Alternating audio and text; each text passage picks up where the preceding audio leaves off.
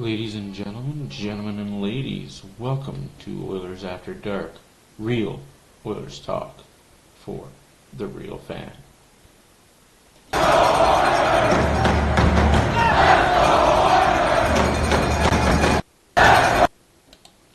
Ladies and gentlemen, welcome to tonight's episode of Oilers After Dark.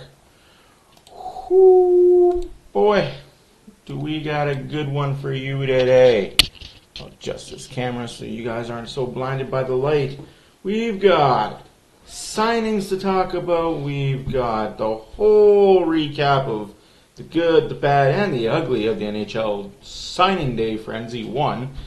Remember, guys, this goes on till August.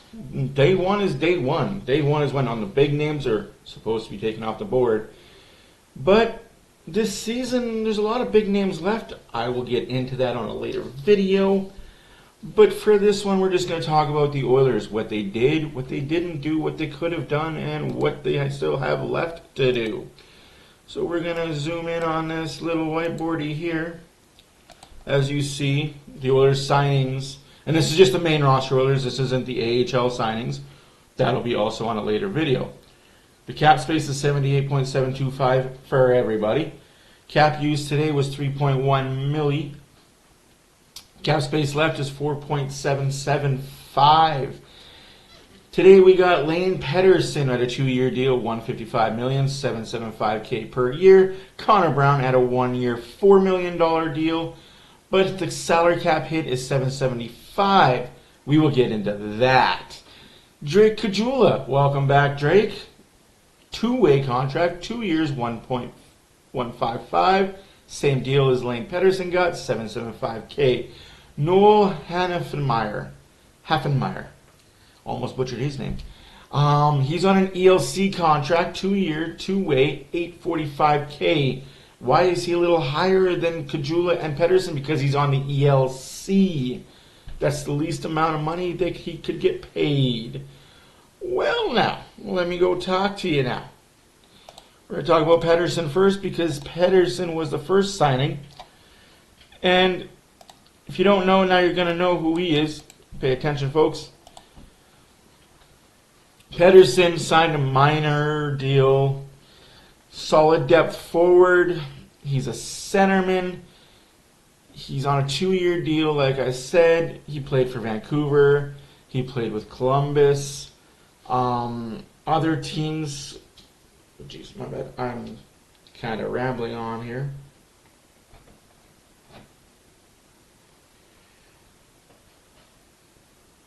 Yeah, cool, my computer just froze, awesome. Sorry. If you don't know who Lane Pedersen is 25 from Saskatoon, Saskatchewan. Welcome to the fold, my Saskatchewan guy.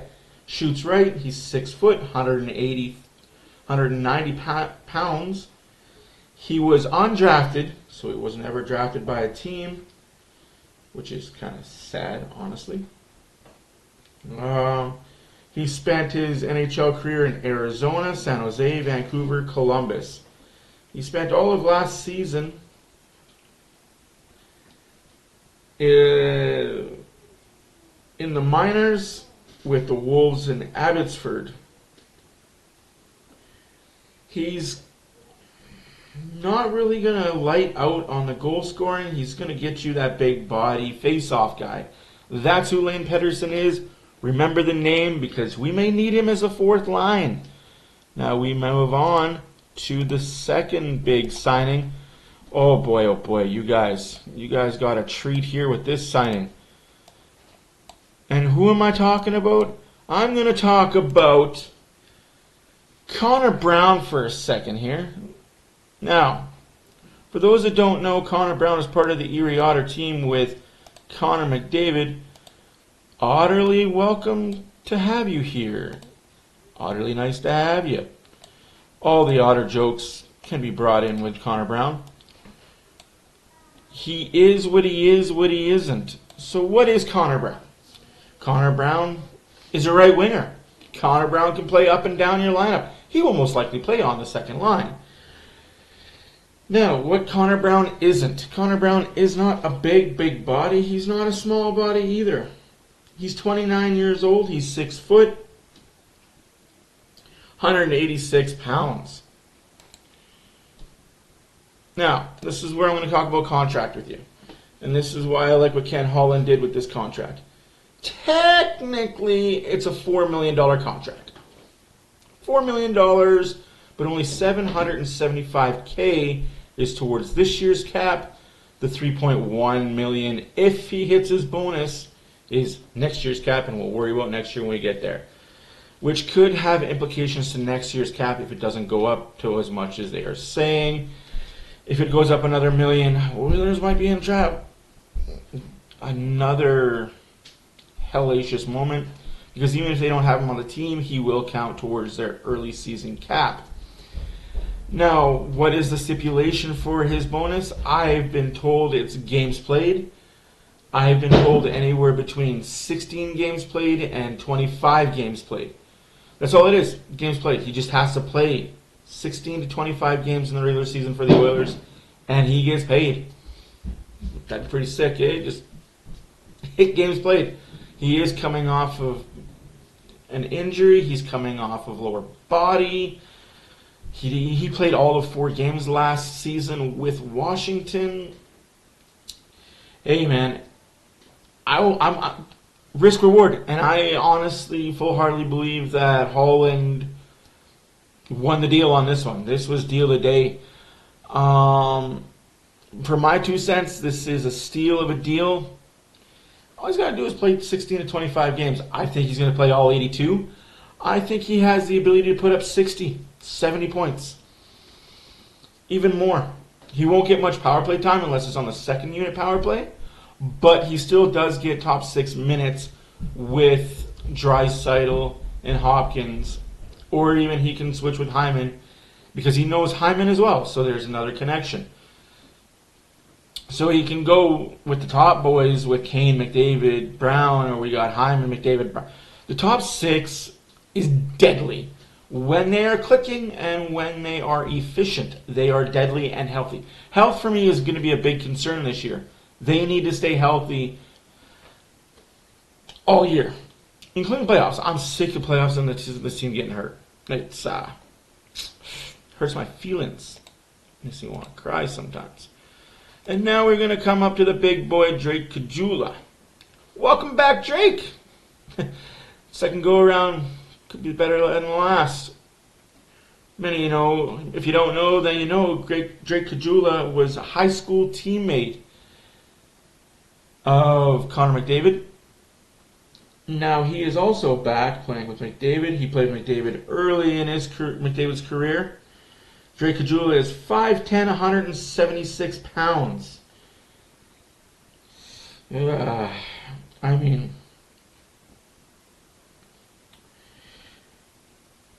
got it all in him. He's got 91 career points. Let's hope. Sorry, I forgot to put this graphic up. My bad on that. And again, Drake Caggiula signs more of an AHL contract than anything. It's a 2-year team-friendly $775K contract. What number will he wear? Could go back to 81. 21's available. Yeah. I got nothing else I got to say about Drake Caggiula. He's an AHL guy. Can he crack the Oilers roster? Bottom 6? I don't know. I don't want to say he can't, because just looking at these stats, he has it. I don't know. I think Caggiula as a player can do well in our bottom 6. That's just it, right? Our bottom 6. Bottom 6 for the Oilers is lacking, and we'll show a depth chart here in the next couple of days. I'll go through their depth. But again, welcome back, Drake Caggiula. The last player that the Oilers drafted, And this one kind of is a not drafted, signed, my bad. Whoa. Yeah, it's been a couple videos of, it's been a fun situation. Now, if you guys don't know who Noel Heffenmeyer is, you're going to know him from he's going to play AHL minutes. I don't see him being part of the Oilers' big club right away. He's on a 1-year contract again. He's on an ELC. It's a flyer, right? Like, it's a just in case what happens if we have two guys in Desharnais and Broberg or Niemelainen. What if those guys can't take over the top 6 and crack the top 6 consistently and play well consistently in the NHL? This guy has the pedigree to do it. I've said it before and I'll say it again. The Toronto Marlies were an NHL roster. They were an NHL team playing the AHL. They had salary cap higher than every AHL team. They had NHL experienced guys playing the AHL. I honestly think that the Toronto Marlies, if you can play with the Marlies, you can play in bottom 6 of any NHL team that needs defense. Fortunately, this is the Oilers. The Oilers need defense. Are the Oilers done signing players? We still have those 4 or 5 guys that are on qualifying offers. See what they get. My feeling is Bouchard's going to sign for under 2. McLeod's going to sign for 1 or under.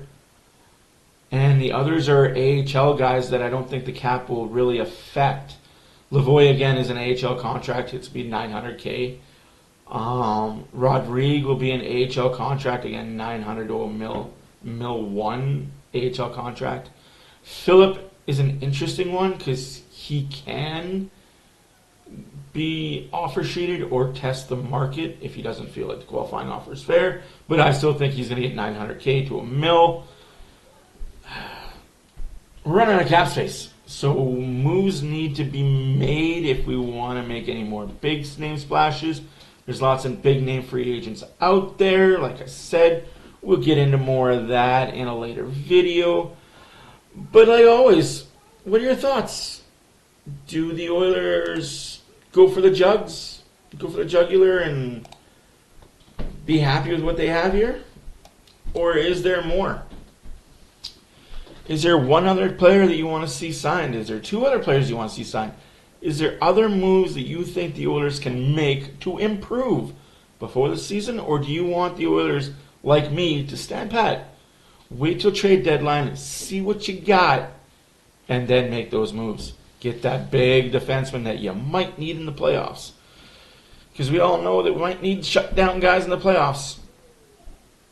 Anyways, my name is Matt. Thank you for coming in and watching me talk about the Oilers signings. Let me know in the comments section, what are your thoughts? You happy with these deals? You not happy with the deals? Would you change some term? Would you add more term? Would you add a better name? Or are you happy with what the Oilers have done? As always, leave a like. We'll see you in the next video.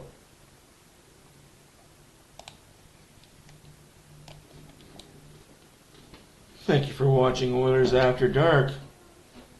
Real Oilers talk for the real fan. We'll see you in the next one.